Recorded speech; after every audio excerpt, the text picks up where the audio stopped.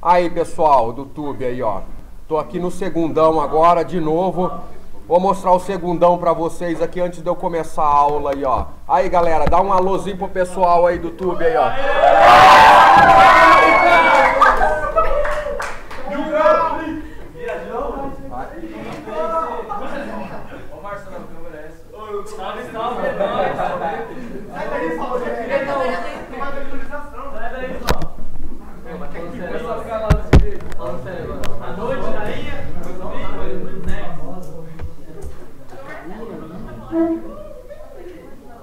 Pessoal, na aula passada eu estava falando sobre a política em John Locke.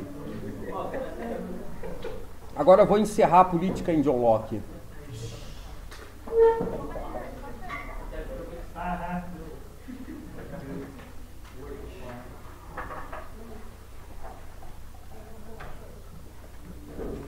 Bom,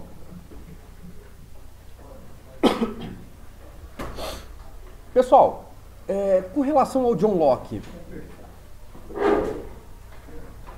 Locke ele foi representante do Estado liberal.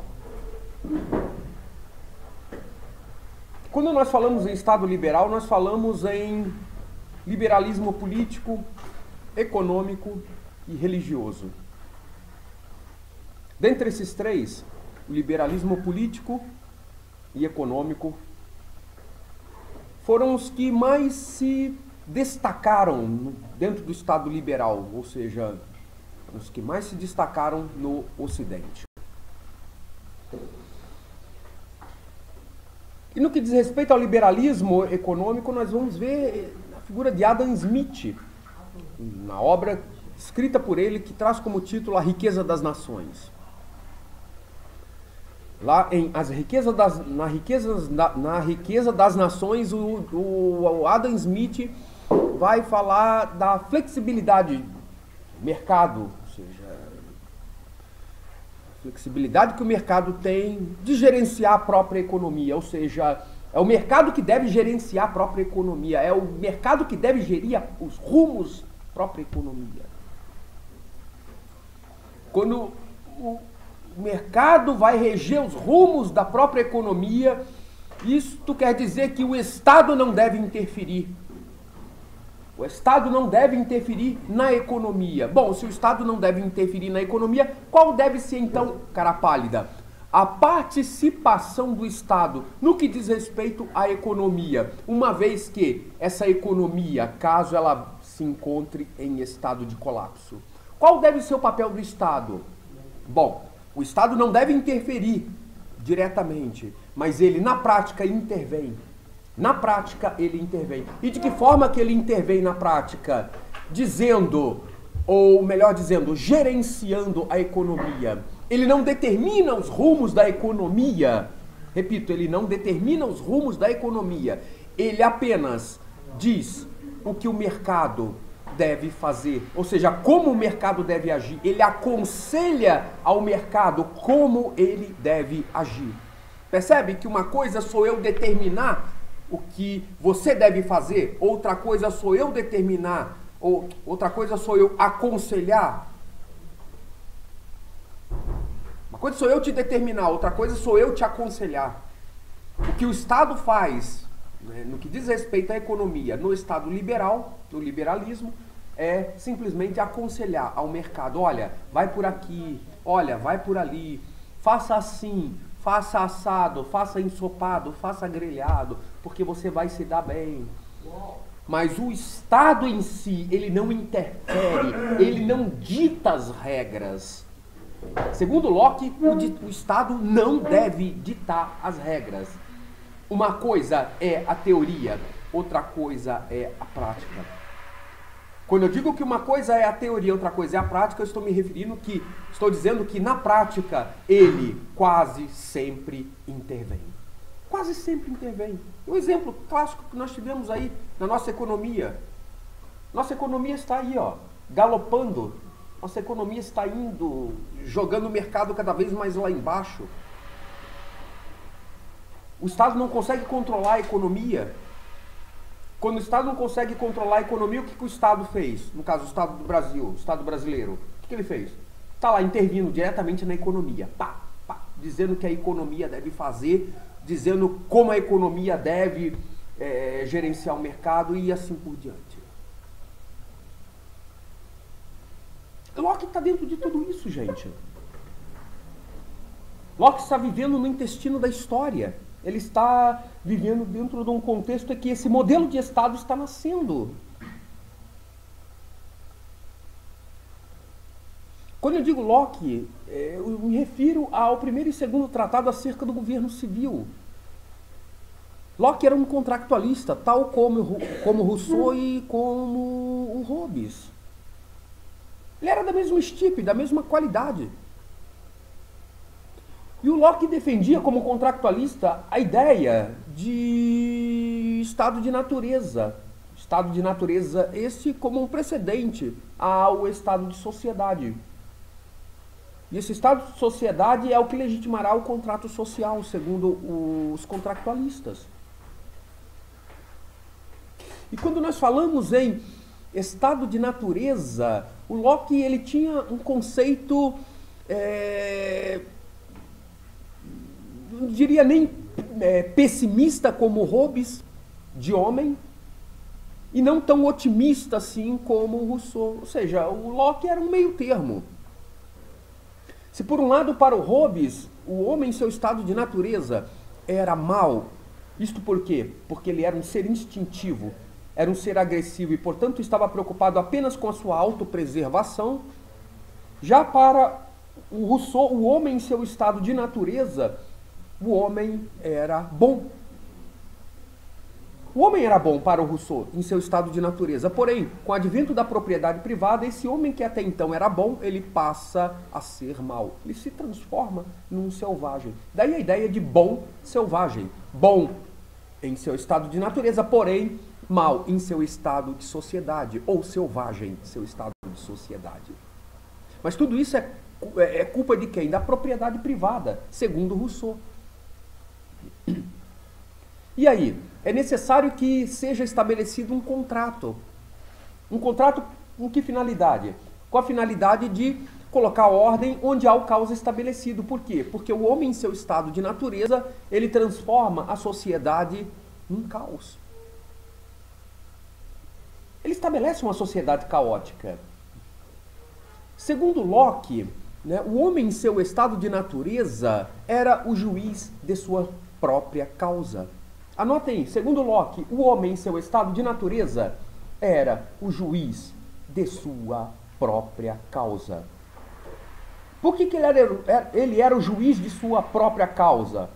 Porque para ele, quando todos são juízes de suas próprias causas, as paixões humanas podem prevalecer sobre a razão e não seria possível garantir o pleno direito à propriedade privada. Segundo Locke, com o objetivo de viver em paz e segurança, garantindo o gozo pleno de seus bens e de suas propriedades, os homens abdicam de sua liberdade natural e instituem a sociedade civil representada por um corpo político. A questão é por que por um corpo político, segundo o Locke? Porque as instituições para o Locke eram de suma importância. E quando Locke fala de instituições, o Locke está falando ali de poderes. Poderes mesmo, tais como nós conhecemos. Como poder legislativo, como poder executivo e como poder federativo. O poder legislativo era o poder que tinha como finalidade de criar e implementar leis. O executivo, fazer com que essas leis fossem cumpridas. E o federativo, das relações externas. Depois nós tivemos em Montesquieu, com a tríplice partição do Estado, a introdução daquilo que o Montesquieu chamou de judiciário. Mas ele situa aquela ideia de poder federativo. Poder federativo esse defendido por Locke, uma vez que Locke é quem lança as bases para o Montesquieu. E aí?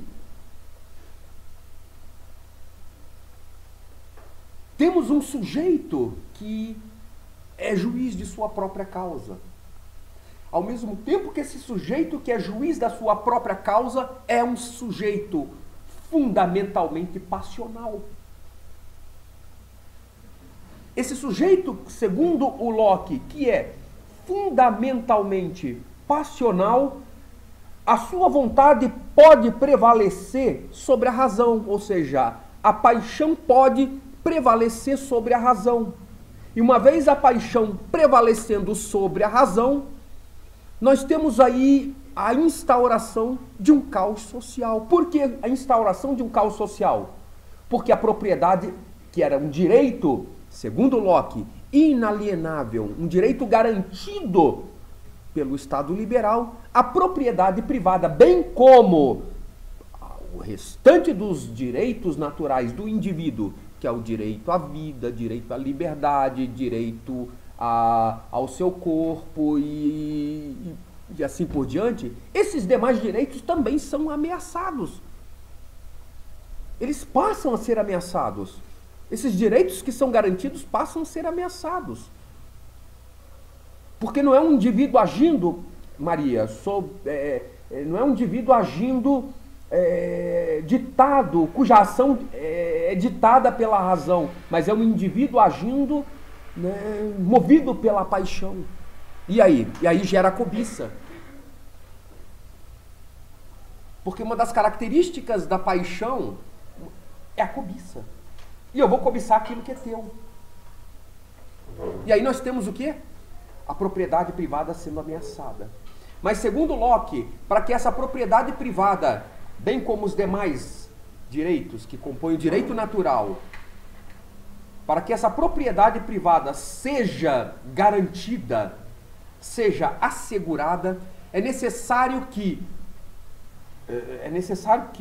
todos os indivíduos, ou seja, todos os indivíduos que compõem a sociedade, é necessário que esses indivíduos, eles abram mão de todos os seus direitos naturais. É verdade, gente. É necessário que eles abram mão dos seus direitos naturais. E ao abrir mão dos seus direitos naturais, que é o da liberdade, da vida e da propriedade privada, isto não significa dizer que, segundo Locke, esse indivíduo ele deixará de ter posse sobre isso. Não, não é isso. Quando eu abro mão, eu devo, segundo Locke, transferir esses direitos naturais para uma instituição. E essa instituição legisladora, segundo Locke, é o legislativo. E essa instituição legisladora, agora, como detentora do meu direito natural, que é o direito à liberdade, à propriedade e à vida, essa instituição legisladora, que é o legislativo, né, essa instituição, ela tem uma única finalidade. Que finalidade é essa, cara pálida? Assegurar esses direitos. É fazer com que esses direitos não sejam ameaçados. É ser guardiã desses direitos.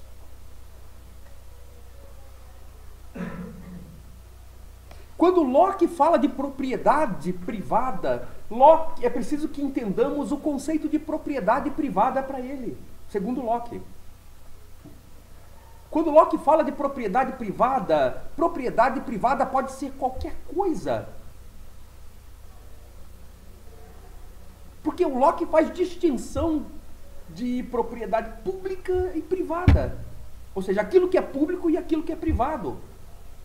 Aquilo que é público pertence ao Estado, pertence à esfera pública, porém aquilo que é privado são todos e quaisquer bens, móveis e imóveis, que pertencem a você. E aí? Segundo Locke, essa instituição ela tem justamente essa finalidade. Ela tem a finalidade de garantir, de assegurar essa propriedade privada. Ela tem a finalidade de garantir a vida. Ela tem a finalidade de garantir a sua liberdade. a pergunta que se faz é: e se essa instituição não estiver correspondendo a isso? Segundo Locke, se a instituição, se o legislativo, uma vez que o legislativo deveria determinar a ação do executivo e também do federativo, segundo Locke, se essa instituição não estiver correspondendo a estes anseios destes contractualistas, esse indivíduo que transferiu para ela os seus direitos naturais, ou o seu direito natural, esses indivíduos que fizeram isso, eles podem tirar, eles podem arrancar esses indivíduos de lá do poder. Percebe, gente? Eles podem, ou seja, eu posso arrancar um primeiro-ministro, mas ao mesmo tempo que eu posso arrancá-lo, eu também posso colocá-lo.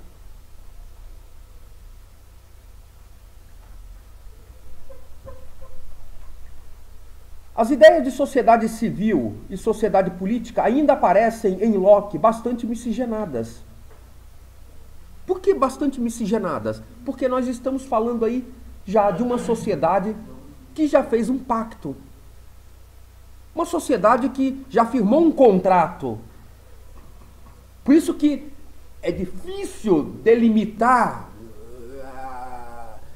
dizer, olha, isso aqui é civil, né, e isso aqui é política. Isso aqui é sociedade civil, isso aqui é sociedade política. Por quê? Porque nós estamos falando de uma sociedade, segundo Locke, que já firmou um contrato. E essa sociedade que já firmou um contrato, ao mesmo tempo que ela possui por natureza, que ela é por natureza uma sociedade civil, ela também é por natureza uma sociedade política. Por quê? Porque ela passa a se interessar por assuntos agora que dizem respeito à esfera política. Não é mais uma sociedade que se preocupa única e exclusivamente com assuntos que giram em torno do civil, ou seja, daquilo que é individual. Não, agora nós temos uma sociedade que é participante do coletivo. É uma sociedade que está preocupada com o coletivo e não apenas com o indivíduo. Por isso que em Locke fica difícil você delimitar, né, e estabelecer uma diferença entre uma e outra.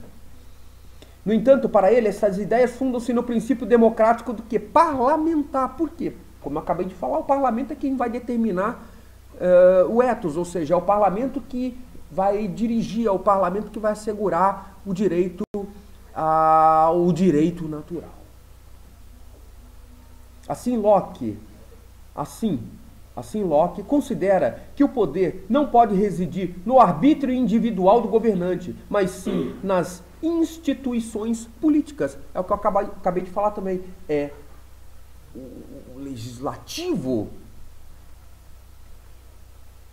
É dele quem vai emanar todo o poder. É dele quem vai emanar toda a autoridade. E é ele quem tem a finalidade e a responsabilidade de assegurar a propriedade privada. Por exemplo, ao longo da Idade Média, o poder e as propriedades eram transmitidos por herança. O herdeiro de um conde recebia, além da posse da terra, o poder sobre a vida daqueles que habitavam nela. Locke considera a necessidade de se separar o público do privado, que, segundo ele, devem ser regidos por leis distintas. Assim, Locke afirma que o Estado não pode interferir na vida privada do indivíduo. Por que segundo Locke, o Estado não pode intervir na vida privada do indivíduo da mesma forma que não pode intervir na economia? Porque se eu interfiro na vida privada do indivíduo, eu estou automaticamente transgredindo aquilo que eu tenho como missão, que eu tenho como finalidade salvaguardar, que é a propriedade privada. Ou seja, eu sou guardião da propriedade privada. Ao mesmo tempo que sou guardião da propriedade privada, eu permito que os meus representantes transgridam o seu maior direito, que é o direito à propriedade privada, ou seja, entra dentro da sua casa sem um mandato judicial.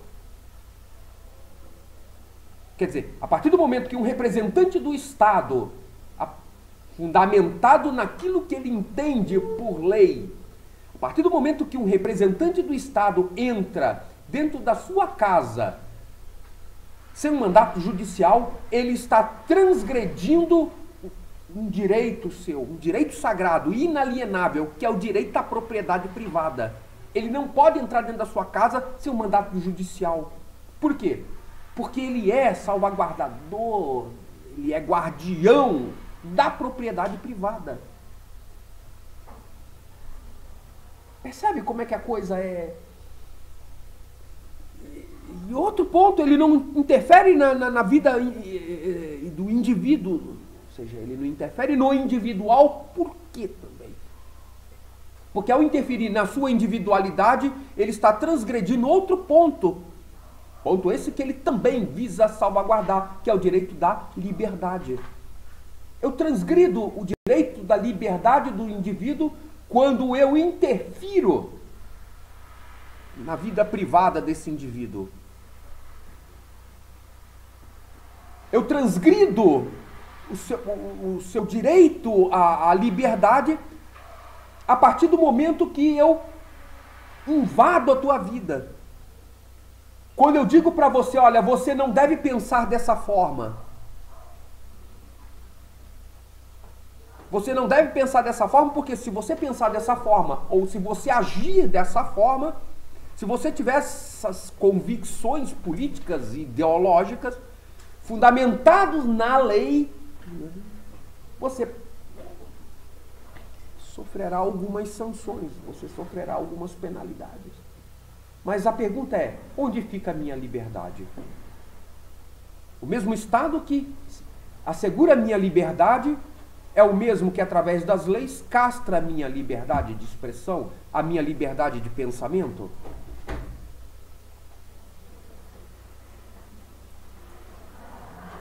E aí?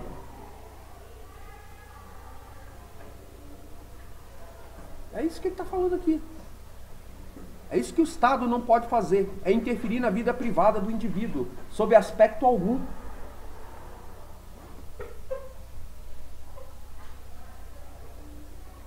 A função do Estado é para ele.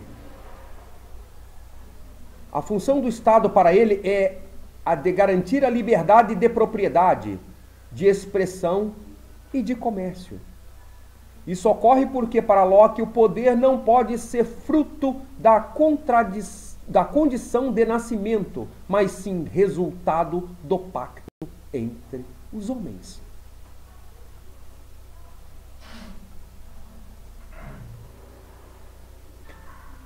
No que diz respeito à propriedade privada para Locke, Locke vai dizer que somos todos proprietários. O conceito de Locke sobre propriedade é extremamente amplo. Por quê? Porque para Locke, propriedade é tudo que o homem possui, ou seja, sua vida, seu corpo, sua liberdade e seus bens, entre outras coisas.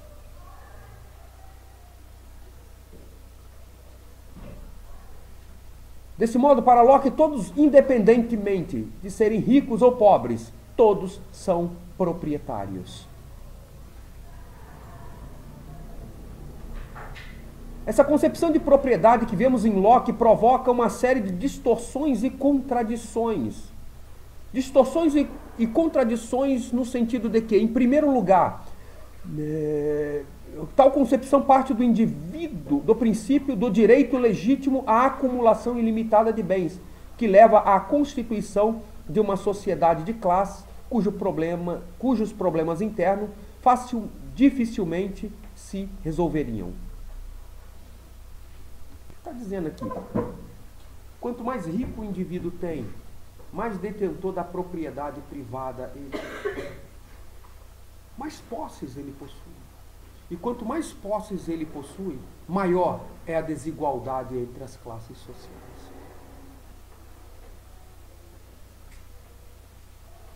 Quanto mais rico o indivíduo é, mais posses ele possui, quanto mais posses ele possui, maior é a propriedade que ele acumula. Sendo maior a propriedade que ele acumulará, maior será também a distinção das classes sociais. Percebe agora o porquê que Marx vai criticar isso? Essa propriedade privada? Quem é o detentor, segundo Marx, da propriedade privada?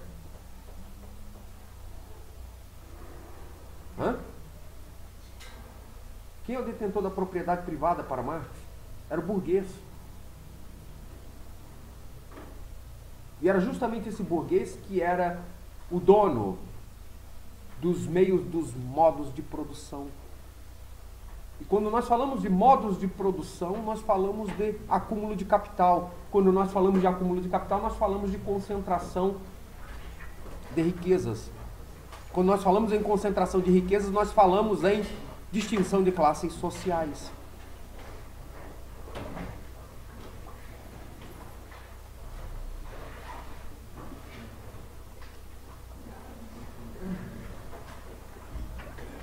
No entanto, tal distorção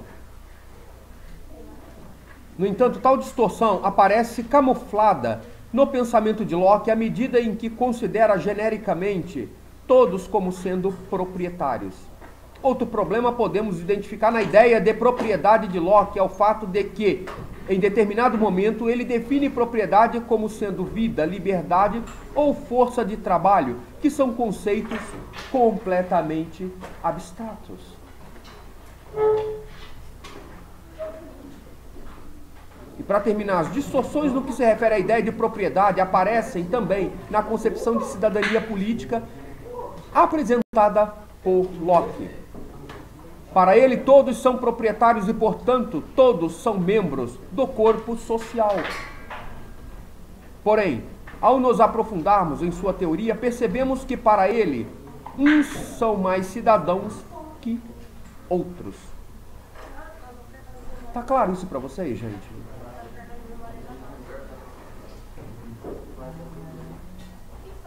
Vocês entendem a importância da propriedade privada para o Locke? Vocês entendem qual é a importância das instituições para ele?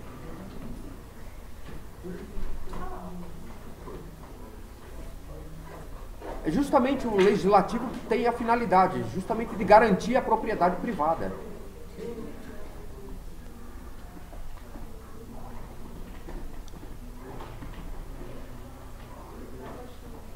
Pessoal, por hoje é só. Muito obrigado, tá? Obrigado.